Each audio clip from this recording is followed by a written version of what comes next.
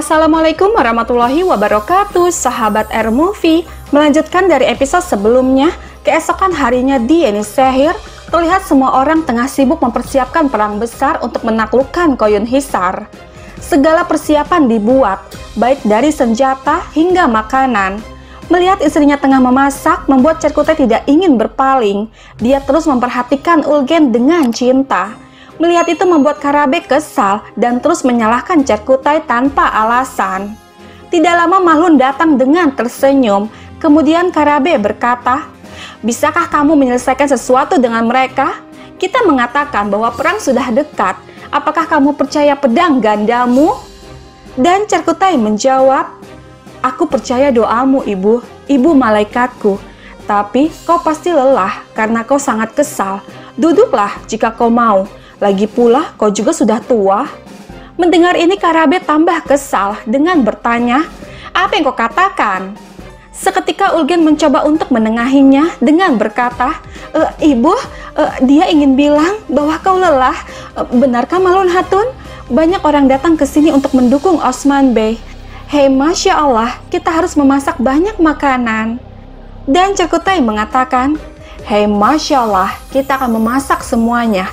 Darah kami mendidih seperti air di kuali itu." Lalu Mahlun mengatakan, "Ya, kita akan membuatnya tepat waktu. Kita seharusnya tidak kesulitan dalam membuatnya tepat waktu." Kemudian Cerkutai berkata kepada istrinya, "Bagaimanapun, aku akan pergi sekarang. Aku mendaftar untuk ini sehingga aku bisa melihatmu. Kamu harus menghargai itu." Seketika Karabe mengatakan, "Ya, pergilah, pergi sekarang.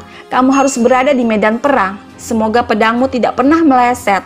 Semoga Allah membantumu, anakku yang pemberani. Semoga perjalananmu aman. Semoga Allah membantumu." Mendengar ini membuat Cerkutai sangat terharu, kemudian mencium tangan Karabe untuk mendapatkan restu darinya.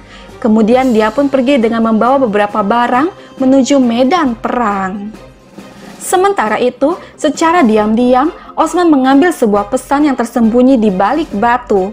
Dengan surat itu berisi, Osman Bey, Tekfur Valen, dan Kaisar Andronikos membuat kesepakatan. Mereka membentuk pasukan besar yang terbuat dari barbarian. Tentara ini hanya memiliki satu tujuan. Mereka tidak akan berhenti sampai mereka menyingkirkanmu dan kaum muslimin dari tanah ini. Kemudian Osman berkata, "Kau bisa datang seramai yang kau mau. Kau bahkan bisa membawa semua pasukanmu." Tidak lama Osman merasakan seperti ada suara pergerakan, yang ternyata sekelompok pria tengah melintas dengan membawa beberapa barang.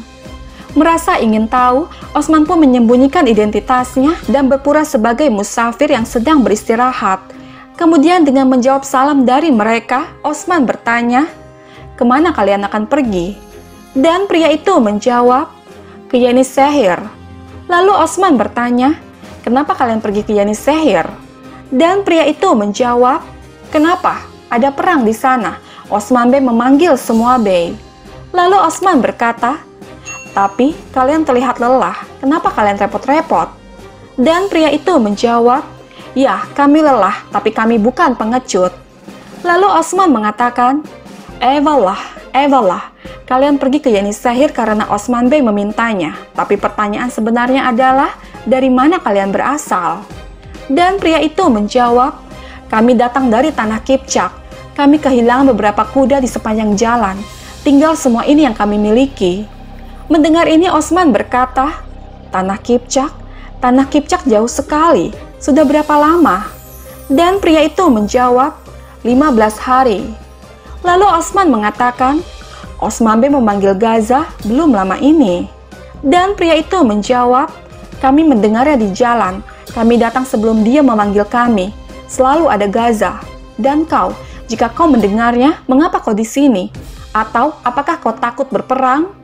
Dengan tersenyum, Osman berkata, "Bagaimana kau tahu? Mungkin aku akan melawan mereka sendiri. Itu sebabnya aku duduk di sini sendirian. Bagaimanapun juga, aku seharusnya tidak menahanmu terlalu lama. Sampai ke Eni Sehir, kita akan bertemu lagi. Semoga kalian sampai di sana dengan selamat." Kemudian mereka pun pergi untuk melanjutkan perjalanan.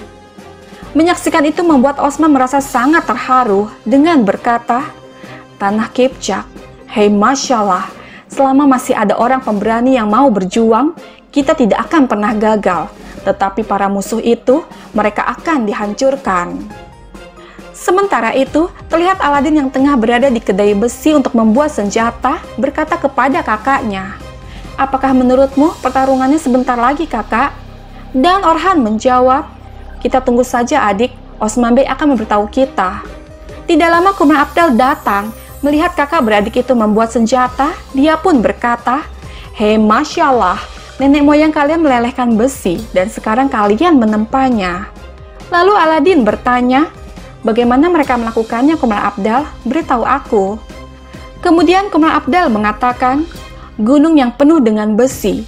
Orang Turki ingin meninggalkan lembah Ergenekon, tapi tidak ada jalan keluar.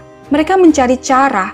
Ketika mereka tidak dapat menemukannya, mereka tidak menemukan cara lain selain membuatnya. Untuk melakukannya, mereka mulai melelehkan gunung besi. Mereka meletakkan sebaris kayu gelondongan dan sebaris batu bara di depannya. Mereka menempatkan 70 puputan berbeda di 70 tempat berbeda. Mereka menyala pada saat bersamaan. Besi meleleh dan mereka keluar. Sebuah jalan ditemukan dengan persatuan. Dan sekarang kita dihadapkan pada gunung seperti itu. Itu mungkin tidak terbuat dari besi, tetapi musuh rendahan tanpa ampun menghalangi kita. Dan kita membuat jalan ini, kita akan bersatu menyusul Osman Bey. Kita akan membuat pedang sendiri dengan gunung besi yang kita lelehkan sebelumnya. Kita akan memberi jalan. Dengan cara ini, anak-anak kita dan anak-anak mereka akan berjalan. Kita akan bersatu. Ya, kita akan bersatu." Kemudian mereka pun melanjutkan untuk menempa besi secara bersama. Sementara itu, di sisi lain hutan, terlihat Bala dan Aisyah tengah melatih para saudari untuk bersiap dalam pertempuran. Mereka melatih para wanita dari berbagai suku, baik yang berpengalaman maupun tidak berpengalaman sama sekali. Melihat kegigihan mereka membuat Bala dan Aisyah sangat bangga. Kemudian Esrigun berkata, "Bala Hatun, mengapa kau dan aku tidak bertarung?" Dan Bala menjawab, "Esrigun Hatun, aku suka itu. Mari." Kemudian mereka pun mulai bertarung untuk berlatih. Terlihat kedua wanita ini begitu hebat hingga membuat mereka tidak ada yang terkalahkan. Namun dengan kecerdikan Bala, dia berhasil mencuri perhatian Esrigun hingga membuatnya terjebak dalam senjata. Kemudian Esrigun berkata, "Masya Allah, aku tidak menyangka kau kuat, Bala Hatun." Dengan mengucapkan terima kasih, Bala berkata, "Kau juga kuat." Kemudian Bala mengatakan kepada semuanya, "Saudariku yang pemberani, insya Allah, jerih payah kalian tidak akan sia-sia. Aku melihat bahwa kalian kehabisan kesabaran, tapi kesabaran mendapatkan apa yang kalian inginkan. Kita akan menyingkirkan semua orang kafir di tanah kita.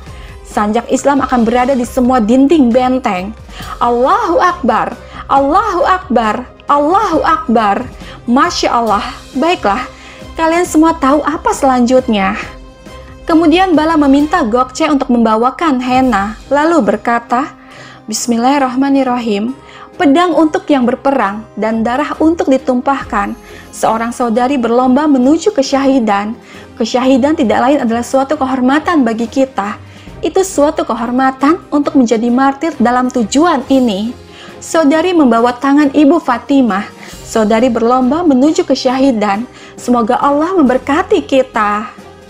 Kemudian Esrigun berkata, "Dulu aku ingin tahu tentangmu sebelum aku tiba di sini." Mendengar ini Bala bertanya, "Baiklah, apakah kamu siap bertarung di antara mereka, Esrigun Hatun?" Dan Esrigun menjawab, "Ya, aku siap, Bala Hatun." Namun Bala mengatakan, "Tidak, kamu tidak siap."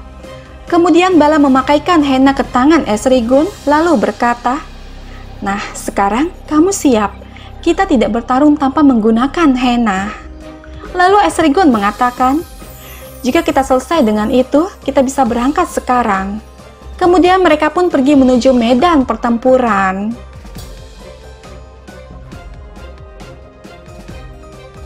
Sahabat, bergabunglah terus bersama kami untuk mengetahui kisah selanjutnya.